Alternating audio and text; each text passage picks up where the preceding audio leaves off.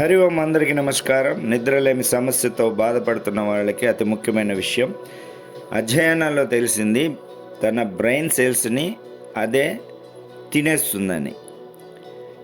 బ్రెయిన్లో మనం రోజంతా వేసుకునే చెత్తను శుద్ధి చేయడానికి ఆస్ట్రోసైట్స్ అనే సెల్స్ ఉంటాయి.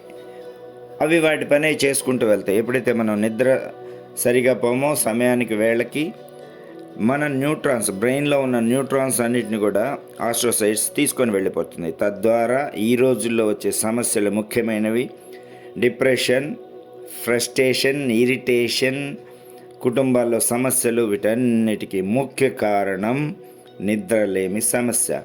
దయచేసి సమయానికి నిద్రపోవాల్సిందిగా కోరుకుంటున్నాం. అదేవిధంగా అతి ముఖ్యమైన వ్యాధి ఆల్జీమర్ డెమెన్షియా అనే 60-70 సంవత్సరాల్లో వచ్చేది, అతి చిన్న వయసులో వచ్చేస్తుంది. వేళకి నిద్రపోండి.